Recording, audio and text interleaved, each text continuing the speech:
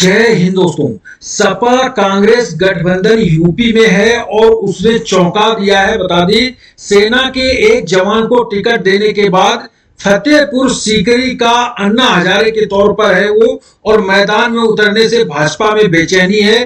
बेचैनी होने की वजह से क्या वजह है बेचैनी की, बता दें पिछली बार जो चुनाव हुए थे उसमें ये दूसरे नंबर पर रहा था, जबकि उसमें सपा और कांग्रेस का गठबंधन नहीं था, तब दूसरे नंबर पर रहा था और विधायक का चुनाव लड़ा था। लेकिन अब लोकसभा का चुनाव का भी टिकट उसको मिला है। बता दें कौन है ये जवान जो फतेहपुर सीकरी से चुनाव लड़ रहा है, अन्ना हजारे क्यों कहा जा रहा है और बीजेपी में बेचैनी क्यों है, सभी चौंक क्यों गए थे। सबसे पहले तो मैं वो खबर दिखाता हूं। फतेहपुर सीकरी से पूर्व फौजी को टिकट देकर कांग्रेस ने चौंकाया। राहुल के इस फैसले से भाजपा में भी बेचैनी है। बता दें लोकसभा चुनाव 2024 के लिए कांग्रेस ने फतेहपुर सीकरी लोकसभा से रामनाथ सिकरवार को प्रत्याशी बनाया है। रामनाथ सिकरवार ने विधानसभा चुनाव में भाजपा के प्रत्याशी को कड़ी टक्कर दी थी।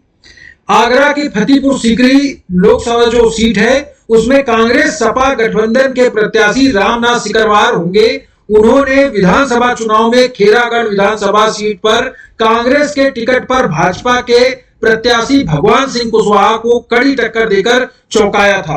बता दें पिछली बार जो चुनाव हुए थे विधानसभा के, उसमें कड़ी टक्कर दी थी। उसके बाद से अब इसमें यह आशा लगाई जा रही, क्योंकि अब सपा और कांग्रेस का गठबंधन भी है और इसके बाद पूर्व सैनिकों की नाराजगी भी है, तो इसका फायदा पूरा मिलेगा। और उसने जो जवान ने जो वादे किए हैं वो भी वादे देखने लायक हैं। और जवान को इतनी वहां पर फेमस क्यों है जवान, वो भी मैं आपको बता दूं कि सीकरी के 3 प्रमुख दलों ने अपने पत्ते खोल दिए हैं। यहां मुकाबला त्रिकोणी हो गया है। सेना से सेवानिवृत्त के बाद समाज सेवा शुरू कर दी थी।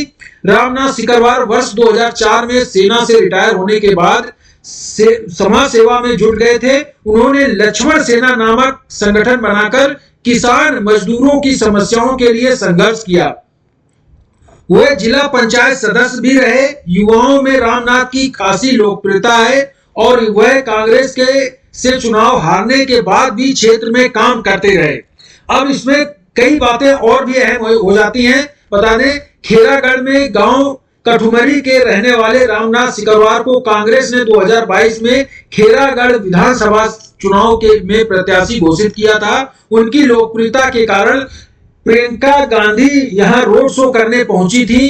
भीड़ देखकर वो गदगद हो गई थी। हालांकि रामनाथ चुनाव हार गए थे, मगर उन्होंने भाजपा प्रत्याशी को कड़ी चुनौती देकर राजनीतिक विश्लेषकों को चौंका दिया था, क्योंकि कांग्रेस का यूपी में जनाधार बहुत ही कम है और वहां पर बीजेपी को दूसरे नंबर पर वो रहने के बाद कड़ी टक्कर के बाद वो हारा था।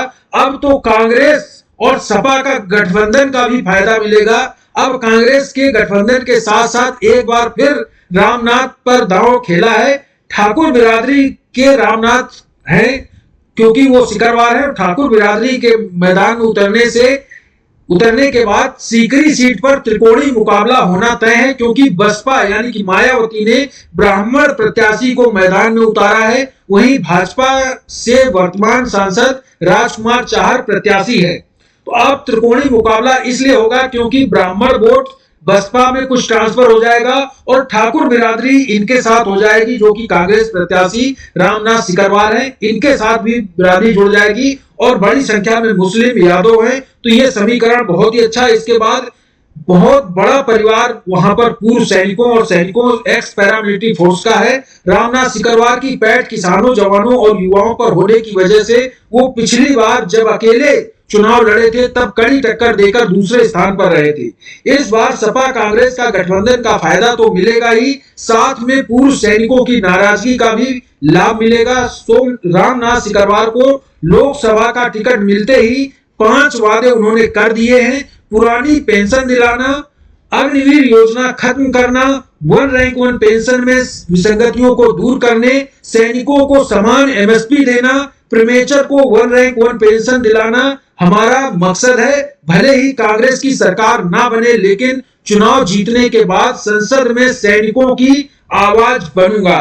तो रामनाथ का बड़ा दावा है और ये पूर्व सैनिक हैं और सैनिकों की आवाज बनकर संसद में अगर एक भी कोई सैनिक ऐसा पहुंच गया जो हमारी बात रखेगा, तो बड़ी अपडेट ये है कि अब यहां पर कांग्रेस का प्रत्याशी, मजबूत प्रत्याशी उतारा गया है, क्योंकि सपा कांग्रेस का गठबंधन भी है और इसके बाद पूर्व फौजी है।